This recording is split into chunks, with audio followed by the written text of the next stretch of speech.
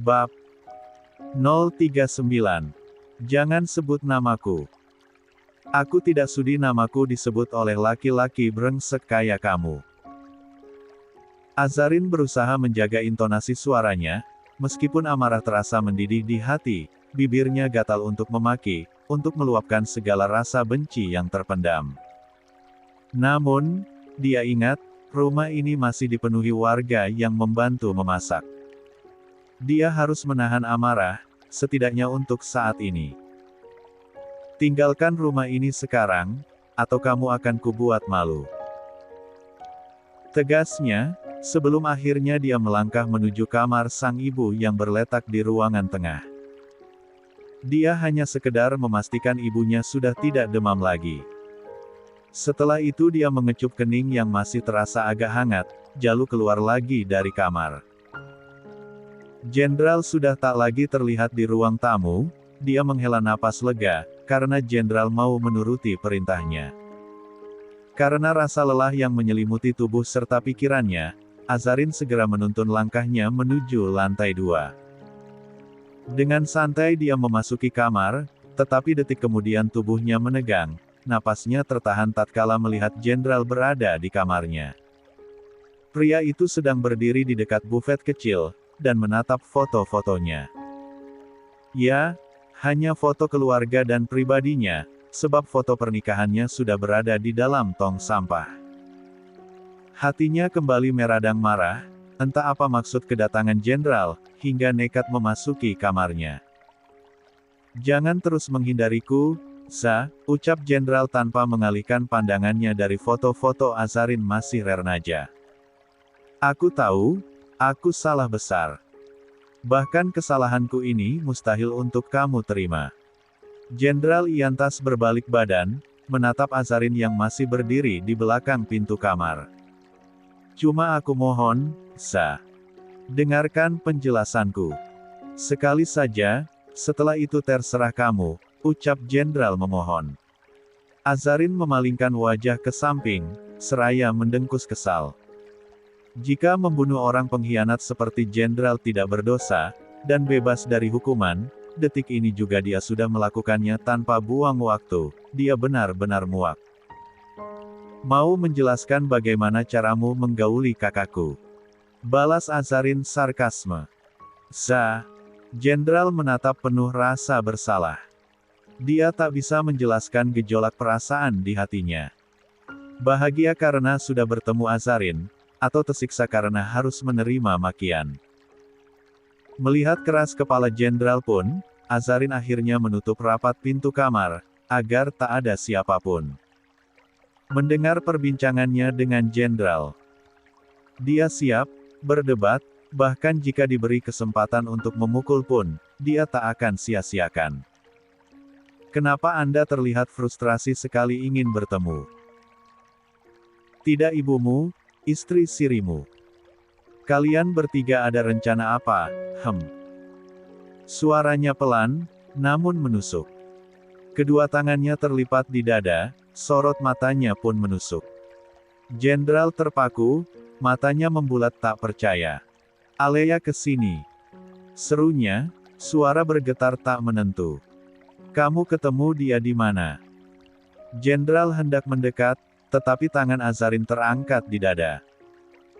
Di balik cadar, senyum miring terukir, "Kenapa kamu begitu terkejut?" Suaranya dingin, menusuk. Alisnya pun terangkat sebelah. "Bukannya ini rencana kalian?" Jenderal menggeleng, wajahnya pucat pasi. Azarin terkekeh, "Alah. Kalian sengaja mengatur ini semua bukan?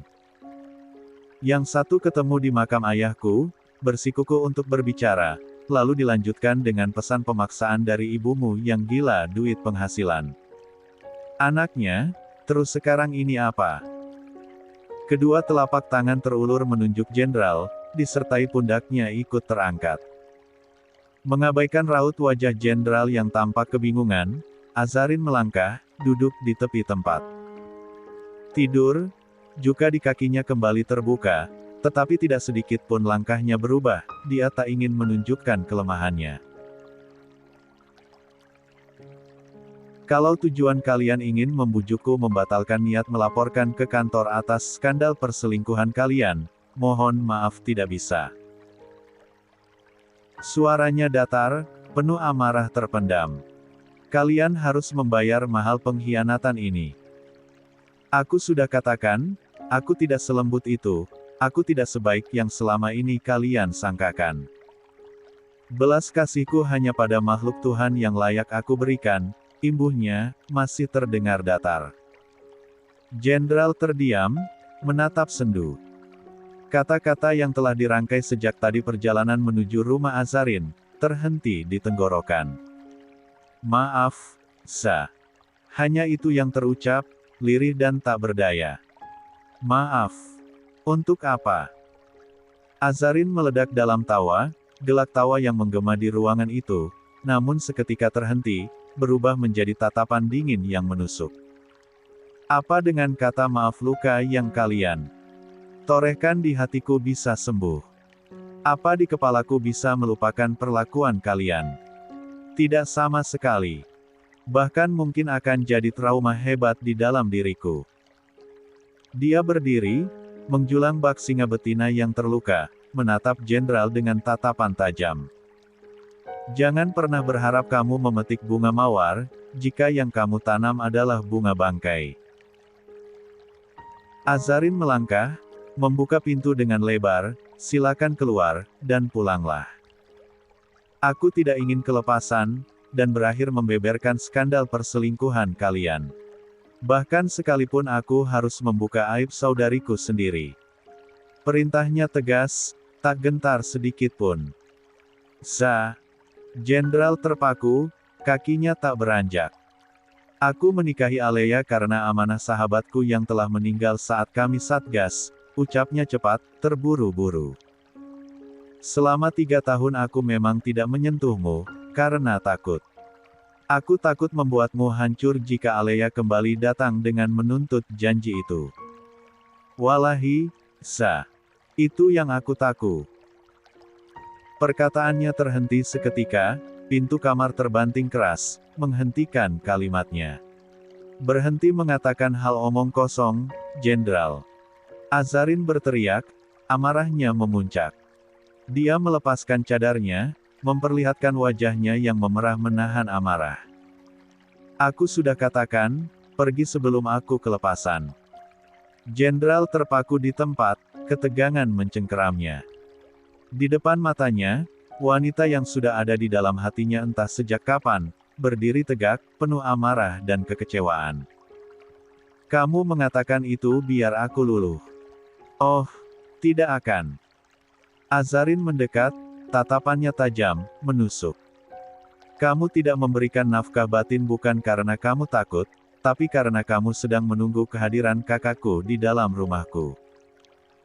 Buktinya kamu bisa menjamahnya di saat kita sedang ribut, dan aku pergi menenangkan diri di rumah orang tuaku. Kamu bahkan menikahi diam-diam. Apa itu disebut amanah? Azarin menggeleng, napasnya tersengal, dadanya sesak, bak orang berpenyakit asma. Jika kamu menganggap aku istrimu saat itu, kamu tidak akan pernah melakukan itu. Azarin menunjuk tajam, suaranya bergetar menahan amarah. Aku dihina di depan keluargamu, aku dikucilkan. Apa yang kamu lakukan saat itu? Membelaku. Tidak sama sekali. Kata-katanya menusuk hati jenderal. Dia terdiam, tak berdaya menghadapi rentetan amarah yang dilontarkan Azarin. Yang kamu lakukan saat ini, hanya memanfaatkan aku, jenderal. Azarin berteriak, suaranya bergetar. Tak ada lagi sapaan Mas yang kerap kali terdengar, walaupun dalam keadaan marah sekalipun. Kamu memanfaatkan aku untuk menutupi kesalahanmu, untuk menyelamatkan reputasimu. Jenderal terdiam, tak mampu membantah. Dia tahu, apa yang dikatakan Azarin adalah kenyataan pahit yang tak bisa dibantah. Pergi. Azarin berteriak, suaranya bergetar, penuh amarah dan kepedihan. Pergi dan jangan pernah kembali dalam hidupku, apalagi untuk menjelaskan. Dah. Azarin menunjuk wajah jenderal, segala penjelasanmu ini, bagiku hanya angin lalu. Di benakku, hanya terukir perbuatanmu yang keji. Kamu menjamah kakakku, dalam keadaan sadar, di rumah yang kamu sebut dalam ikrar janji suci di depan Abah sebagai mahar untukku. Setiap kata yang terlontar dari bibirnya, berlumuran duka, menusuk hati jenderal. Kamu tidak hanya menghancurkan pernikahan ini, tapi kamu menghancurkan istanaku, jenderal. Runtuh karena zina kalian. Jenderal terdiam, terpaku. Dia pikir dengan menemui Azarin, jalan menuju rujuk akan terbuka lebar. Namun, setiap kata yang terlontar dari bibir istrinya, bagaikan tamparan keras. Kau berdalih terpaksa menikahi kakakku karena amanah. Bohong. Azarin menjerit, matanya memerah, penuh amarah. Kau menginginkannya, jenderal, bukan aku. Bukan aku. Kalimat terakhirnya terlontar dengan penuh kepedihan, tangannya memukul dadanya, seakan ingin mengeluarkan rasa sakit yang menggerogoti jiwanya. Sesaat kemudian, Azarin tersenyum sinis, berbeda dengan jenderal yang tertunduk lesu, penuh penyesalan. Orang lain mungkin terbuai dengan omong kosongmu, jenderal. Tapi aku tidak. Kamu menodainya dengan hasrat, bukan karena pengaruh obat. Azarin memejamkan mata, menggumamkan istighfar dalam hati. Air mata mengancam, namun dia menahannya dengan kuat. Berhadapan dengan jenderal, dia tak ingin menunjukkan kelemahan sedikit pun. Pergilah. Jalani pilihanmu. Aku akan melanjutkan hidupku. Ibuku masih membutuhkan anak yang waras, suaranya bergetar, tak lagi lantang seperti sebelumnya. Jenderal memanggil lirih, matanya memerah. Permintaanku mungkin terdengar egois, tapi aku mohon, berikan aku kesempatan kedua. Aku akan memperbaiki diri. Aku mohon. Kedua tangannya terkatup di dada, tubuhnya ambruk, bersimpuh di hadapan Azarin. Bukan lagi reputasinya yang dia perjuangkan, dia tak ingin kehilangan Azarin. Jika harus bersujud, dia akan melakukannya. Azarin tersentak, namun dengan cepat raut wajahnya kembali datar. Aku tahu aku salah, Maafkan aku. Berikan aku kesempatan memperbaiki semuanya, jenderal memohon. Air matanya mengalir deras, tak terbendung. Azarin memalingkan wajah, enggan menatap mata jenderal yang berkaca-kaca. Dia takut tak bisa melawan nuraninya. Aku menerima semua perlakuanmu, sikapmu yang acuh. Kamu yang tidak menganggapku ada, aku terima. Hanya satu yang tak bisa ku terima, tak bisa ku maafkan, yaitu perselingkuhan, ucapnya berusaha tenang. Air mata jenderal semakin tak terbendung. Pergilah. Aku ikhlaskan kamu menikahi kakakku secara resmi setelah ketuk palu pengadilan, ucapnya, suaranya bergetar. Jika saja dia bukan kakak kandungku, aku akan mempersiapkan pernikahan kalian, sebagai hadiah dariku. Hatinya terasa tercabik-cabik. Rasa sakit yang mendalam membuatnya sulit untuk menyebut nama Alea, kakak kandungnya. Jikapun benar kamu menikahi kakakku karena amanah, yang aku lakukan sekarang, adalah pilihan yang tepat. Kamu bisa menjalani hidupmu dengan baik bersama kakakku, wanita yang kamu pilih. Aku terpaksa, Aku dilema saat itu. Aku mohon berikan aku kesempatan kedua. Aku akan berusaha jadi suami yang baik. Aku Yan. Jangan berjanji. Azarin memotong ucapan jenderal dengan tegas. Janjimu di depan penghulu, di depan kedua orang tuaku, dan di depan para saksi pernikahan, bisa kamu ingkari setelah kedatangan kakakku di rumah dengan dalih amanah. Kenapa gak dari awal, saat khitbah terjadi, kamu membatalkan? Kenapa baru sekarang?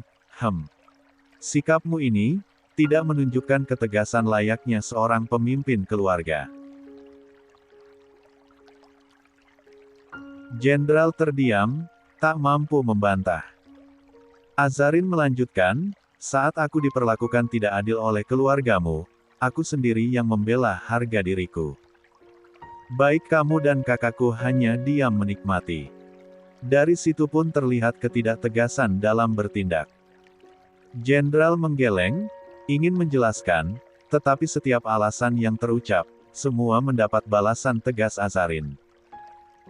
Jika sekarang kamu meminta kesempatan kedua, dengan dalih akan berubah dan sebagainya. Aku menolak. Azarin melangkah menuju bufet kecil di kamarnya, lalu meraih figura foto yang berisi foto dirinya bersama Alea. Jika memang ingin berubah, maka berubahlah bersama kakakku. Bina istana kalian dengan baik. Figura foto itu diletakkan kembali, tetapi posisinya berubah jadi menelungkup. Azarin berbalik menatap jenderal. Pesanku hanya satu. Untuk membentuk hubungan yang sempurna, harus dibentuk oleh dua orang. Bukan mencari kesempurnaan pada orang lain. Karena hakikat di dunia ini tidak ada yang sempurna, hanya saja rasa bersyukur yang besar. Azarin pun berniat keluar, meninggalkan kamar, tetapi sebelum itu dia mengingatkan sekali lagi pada jenderal untuk segera meninggalkan rumahnya. Pergilah, ucapnya dengan nada dingin. Aku harap kamu bisa menemukan kebahagiaan dengan pilihanmu sendiri. Apa kamu tetap ingin bercerai? Tanya jenderal seketika, membuat Azarin yang sudah memutar kenop pintu terhenti seketika. Iya. Tanpa ragu dia menjawab. Aku menolak bercerai, Sa. Jenderal lantas berdiri. Air matanya tak lagi terjatuh. Aku akan tetap mempertahankan hubungan kita. Azarin mengulas senyum. Lakukanlah semamu.